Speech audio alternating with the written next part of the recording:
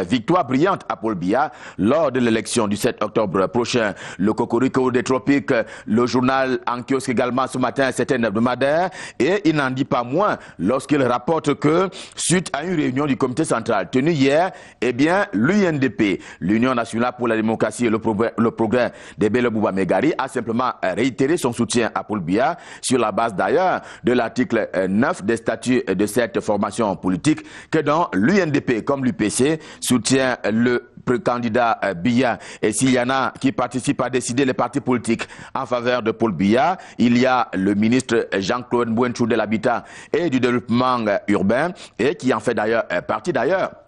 Le journal Le Cocorico des Tropiques met en exergue ses travaux visant donc à donner corps à un pan du projet de société du président de la République, à savoir la mise sur pied des logements sociaux. On va rester dans la présidentielle avec l'hebdomadaire Région également en kiosque ce matin qui, ce matin justement, remue un peu le couteau dans la plaie en indiquant que l'opposition camerounaise a toutes les chances simplement d'échouer lors de l'élection présidentielle du moment où elle est allée en compétition étant divisée. Une fenêtre ce matin également pour parler de l'économie, sur la conjoncture économique du Cameroun, toujours avec l'hebdomadaire Région qui s'apaisantit donc sur le cas Louis-Paul Moutazeul, le nouveau ministre camerounais en charge des finances. C'est que quelques mois seulement après son arrivée à la tête de ce département ministériel, eh bien les lignes bougent et dans le bon sens. Le Mirador est également en kiosque. Il a, lui, naturellement aussi noté le bel accompagnement d'un certain nombre de personnalités et des personnes qui sont à des postes de pouvoir et des décisions. Accompagnement donc de Paul Biya dans la réalisation de ces projets, notamment les grands projets structurants. C'est le fait de certains fils du département du Dja et Lobo, d'une part, et d'autre part, du département de la Sanaga maritime. Génération Libre, l'hebdomadaire est également en kiosque ce matin. Il en rajoute d'ailleurs à cette liste des personnes qui travaillent au quotidien pour que les projet soit rendu possible et qu'il soit ainsi concrétisé. Et il fait battre une espèce de campagne en faveur donc de ces personnalités-là qui ont donc œuvré à ce que les projets sortent des terres. Ils sont tantôt membres du gouvernement, élus de la nation et même opérateurs économiques. Et Singang également en kiosque ce vendredi ne voit pas les choses de la même manière, justement parce qu'il pointe un doigt accusateur sur le président de l'Assemblée nationale, Kava Yege Djibril. Il l'accuse, lui, d'actes de déstabilisation, d'adversaires politiques, depuis notamment qu'il a brûlé les t-shirts du MRC. C'était alors à Maroua, rappel et Singan, dont la deuxième une ce matin, accord avec notamment le récent séjour au Cameroun du grand maître de l'ordre souverain de Malte, et il en dresse un tout petit peu un bilan. C'était en toute convivialité pour le réchauffement de la coopération bilatérale entre cet ordre religieux et d'ailleurs le Cameroun. D'ailleurs, justement, le quotidien L'Épervier, qui en parle également ce matin, dresse une espèce de bilan de ce séjour au Cameroun, le séjour donc de Fra Giacomo Dalla Torre del Tempio di Sanguinetto. Eh bien, l'ami du Cameroun qui a sillonné d'ailleurs le pays à l'occasion de son séjour au Cameroun. Il était notamment à l'Est Cameroun, à la rencontre donc des réfugiés, mais aussi à Njombe, dans le littoral. La grande une de L'Épervier en kiosque ce matin a plutôt trait à la forme de l'État et c'est une question qui fâche en ce moment précis, en ce moment où il y a des revendications au nord-ouest et au sud-ouest camerounais, et c'est à juste titre que le journal prévient qu'un retour au fédéralisme ne serait pas une bonne chose pour le Cameroun, car cela n'ira pas avec de bons points. Et puis, signalons au sommet de une de L'Épervier en kiosque ce matin, c'est vendredi, eh bien nous sommes le 20 juillet 2018, c'est ce jour qui avait été donc prévu pour la tenue de l'Assemblée générale des journalistes patriotes. Cela a l'effet de contribuer au plan d'assistance humanitaire d'urgence. Eco Outlook est également en kiosque ce vendredi et il a choisi de mettre un accent sur la protection des enfants, avec ceci de particulier qu'il y a un conseil on ne peut plus pratique, à savoir une interpellation à l'adresse des parents. Il faut faire dormir les enfants au chaud face à ces mouvements que provoquent donc les réchauffements climatiques. Et on va terminer ce matin par la revue du Patriote qui nous conduit du côté de la région de l'Est Cameroun, précisément à Doumé où il y a donc un certain nombre des actions du sous-préfet local. Il s'agit là d'un litige foncier, naturellement, qui veut empêcher des opérateurs économiques à s'installer dignement de ce côté-là. C'est donc une affaire à suivre. Et avec cette information relative à ce litige foncier du côté de Doumé à l'Est Cameroun, stop fin pour ce dernier rendez-vous de la semaine de la revue de presse Made in Yaoundé. On prend rendez-vous pour lundi quand il sera à 7 h. Et nous serons là pour vous servir, toujours le cœur enflammé de joie. Et d'ici à là, je vous souhaite de passer d'excellents moments, toujours en compagnie des programmes de Canal International. Et d'ici à ce rendez-vous déjà donné, je repasse par Douala pour repasser le pouvoir acquis de droit. C'est entre les mains de Patricia pour la suite et la fin de Canal Matin. C'est à vous Patricia, c'est à vous Douala. Merci beaucoup, Ghislain Pierre-Estonneau. Un style plutôt chic et très décontracté. On comprend que vous êtes déjà prêts pour le week-end. C'est tant mieux, profitez-en et rendez-vous lundi. Il sera exactement 7 h.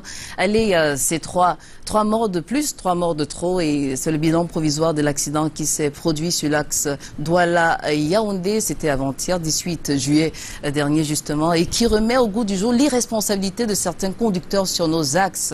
On va peut-être y revenir dans le cadre de la deuxième partie de la revue de presse. C'est avec vous, Michael Chipio, qu'on a le plaisir d'accueillir. Bonjour, bienvenue. Bonjour Patricia et bonjour à tous ceux qui nous écoutent et regardent ce matin. D'accord, on va démarrer avec la nouvelle expression.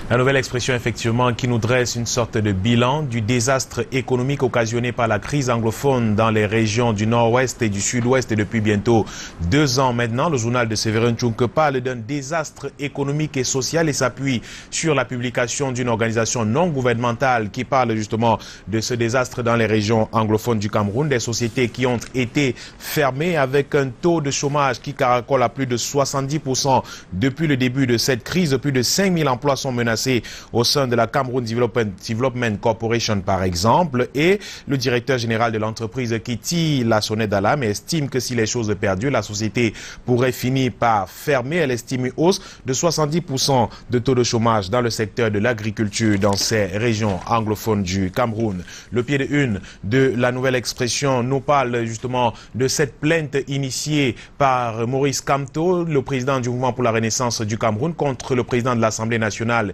et certains ministres. Le président Maurice Kamto qui accuse justement Kava Yege Djibril et plus de 4 ministres du gouvernement camerounais de vandalisme et d'apologie de crimes. Le président Maurice Kamto s'appuie justement sur ce qu'il appelle un acte de vandalisme alors que lors d'un meeting dans l'extrême nord du Cameroun, à Maroua, précisément le week-end dernier, on a justement vu les gadgets floqués aux couleurs du mouvement pour la renaissance du Cameroun, détruits et même brûlés lors de ce meeting. Et puis, au sujet de l'élection présidentielle, la majorité présidentielle justement qui soutient le président de Paul Biya pour cette élection, l'UNDP justement qui semble divisé par le soutien à Paul Biya. C'est un cadre de l'Union nationale pour la démocratie et le progrès lors de la réunion qui s'est tenue il y a quelques jours à Yaoundé pour désigner justement le candidat ou alors dire leur soutien à un candidat pour l'élection présidentielle.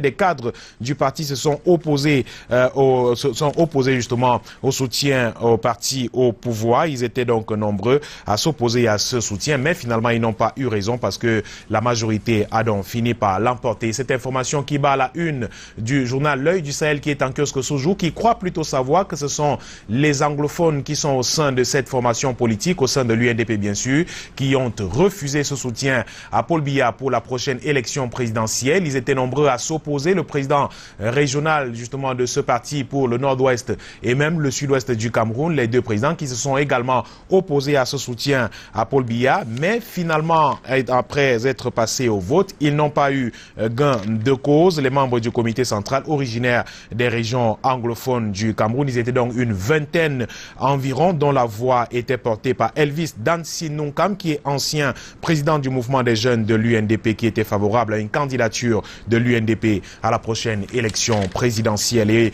justement, on peut encore lire dans la une du journal L'Œil du Sahel cette plainte du MRC qui traîne Kava Yege Djibril et compagnie en justice au tribunal militaire.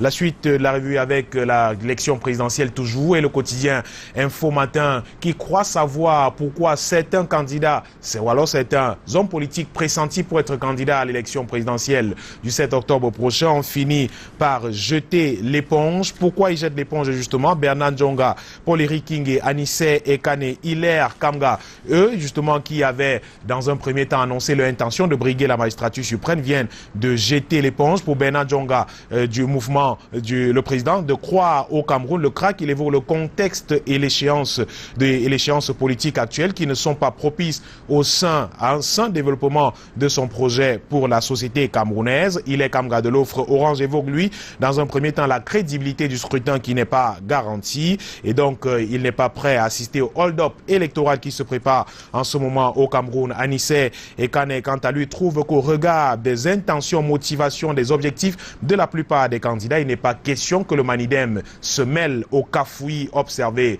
en ce moment dans notre pays. Et Paul-Éric Kingé évoque tout simplement que son parti nouvellement fondé n'a pas de conseil municipal pour aller à la prochaine élection présidentielle. Le journal parle également du renforcement des capacités des jeunes à Yaoundé. Le gouvernement et la CBF qui planchent sur l'emploi des jeunes au Cameroun. C'est lors d'une réunion qui s'est tenue dans la capitale camerounaise il y a quelques jours seulement. Une réflexion qui a été menée à Yaoundé au cours de la cérémonie d'ouverture du Conseil des gouverneurs présidé par le ministre de l'économie, de la planification et de l'aménagement du territoire à la mine Ousmane May. Une réflexion justement pour l'emploi jeune dans notre pays organisée par des gouverneurs de la Fondation pour le renforcement des capacités en Afrique centrale. Et un journal qui parle de culture avec le Festival national des arts et de la culture qui se tient en ce moment à Bertoua dans la région de l'Est Cameroun, qui se poursuit d'ailleurs et qui voit défiler des grands noms de la musique camerounaise, les légendes qui enflamment dans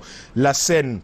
À Bertoua, ils sont nombreux. Govinal Dinga et Somba, Narcisse Price, Sergio Polo annoncé également pour samedi. Bien d'autres artistes camerounais de renom qui font vibrer les mélomanes à Bertoua au cours du Festival national des arts et de la culture avec la présence du ministre des arts et de la culture, Narcisse Mouelé Kombi. Et puis Europe Plus est également en kiosque ce jour, le billet hebdomadaire qui revient sur la visite de son Altesse éminentissime le prince de Malte, Giacomo Dalla Torre del Tempio di Saguinento, qui justement est parti du Cameroun hier après-midi. Le journal Europe Plus qui croit connaître les vraies raisons de la visite de cet homme dans notre pays, les vraies raisons de la visite du grand prince de Malte au Cameroun, lui qui veut un arrangement dans l'affaire Mida. Le journal nous apprend que c'est justement pour ces raisons qu'il est venu au Cameroun, mais sous le vernis d'une visite officielle. C'est bien de l'affaire Mida que le grand maître de l'ordre souverain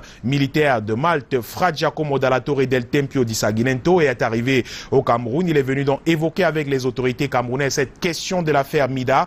Et selon le journal Europe Plus, le grand maître a décidé de prendre personnellement en main l'épineux dossier de la mission d'intégration et de développement pour l'Afrique Mida, qualifié par le gouvernement d'organisation mafieuse. Le mouvement a vu ses intérêts, ses activités d'ailleurs, suspendues par le préfet du Fundi il y a quelque temps seulement, qui accuse les responsables de la jeunesse, de corruption de la jeunesse par appel au public. Et le directeur de la publication du journal Europe Plus qui écrit également que face à la situation qui s'envenime avec un risque de grand déballage des personnes arrêtées par justement le prince souverain de Malte et qui détient de gros intérêts dans l'affaire, est venu tenter d'éteindre un incendie qui pourrait se propager bien au-delà des frontières camerounaises. Son discours aux officiels camerounais consiste justement ainsi à obtenir un règlement à l'amiable de cette affaire, de ce dossier justement en évitant les vagues, à obtenir tout aussi discrètement la libération des personnes arrêtées dans le cadre de ce dossier de l'Amida.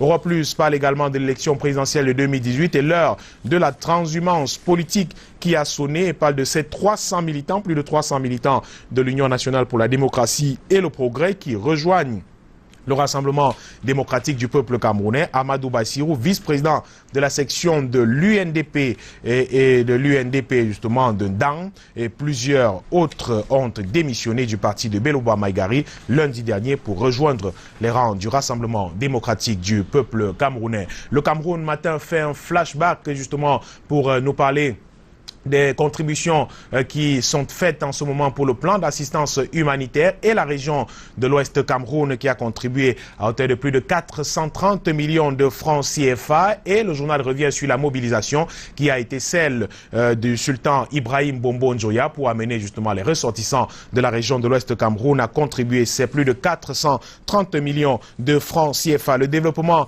urbain également à la une du journal Le Cameroun Matin de ce jour, qui nous parle de la ville de Bafoussam, le développement de la ville de Bafoussam avec un artificier, un homme qui s'y met depuis quelque temps pour développer cette ville, changer le visage de cette ville de Bafoussam. Un grand reportage dans les rues de Bafoussam avec l'intervention des populations qui se disent fiers des interventions d'Emmanuel Zeté, le délégué du gouvernement auprès de la communauté urbaine de Bafoussam. Les routes qui sont en voie de réfection, de nouveaux marchés qui ont été construits. Le super-maire salue l'appui de l'État et des bailleurs de fonds internationaux, à l'instar du programme C2D de capitale régionale, des actions entreprises menées jusqu'à la fin, les principales réalisations et des projets qui sont en cours, des projets portés par la communauté urbaine de Bafoussam et son chef Emmanuel Zeté, à lire dans le journal Le Cameroun Matin qui est en kiosque ce vendredi. West Echo est également en kiosque et reste dans la région de l'Ouest Cameroun pour évoquer cette visite des Ségolènes royales au Cameroun et à Baganté, précisément dans le département d'Undé. L'ex-ministre française et présidente de la fondation d'A-Planète qui était donc à Baganté, qui a également fait savoir que le Cameroun a été le premier pays à ratifier l'accord de Paris sur le climat. Elle a été invitée par la présidente du REFELA, le réseau des femmes élues locales d'Afrique, Célestine Ketchakoutes, qui a accordé donc un accueil chaleureux à l'ex-ministre française Ségolène Royal, qui a donc séjourné au Cameroun pendant quelques jours. Et Bamenjou est également à la une du journal Ouest Echo avec l'honorable Bernard Fonga qui célèbre la 7e édition de l'excellence scolaire, la 7e édition du genre qui s'est célébrée à Bamenjou, qui célèbre justement le culte de l'effort à Bamenjou pour cette 7e édition. Les grands promoteurs y ont apporté du leur. Il s'agit de la fondation Nana Sinkam de Bangou, Takam Xavier de Bamenjou, Paul Fokam Camonieux et Mafombe Fofo de Batier pour le carré d'As. En image, justement, ces élèves qui ont reçu des prix au total 150 du primaire et du secondaire ont reçu des bourses du paquet minimum constitué des cahiers, bics, craies et bien d'autres fournitures scolaires pour la rentrée scolaire prochaine. Des prix justement en espèces. De l'argent, justement, a été également remis à ces différents élèves qui se sont distingués lors de l'année scolaire précédente et des encouragements pour l'année scolaire à venir. Voilà donc qui fait l'essentiel de la revue de presse de ce vendredi, deuxième partie. À Douala, Patricia. En route pour le week-end, ça c'est sûr, Michael. Si vous en croisez qui se prénomment Marina, Marguerite ou encore Élise, sachez que elles sont...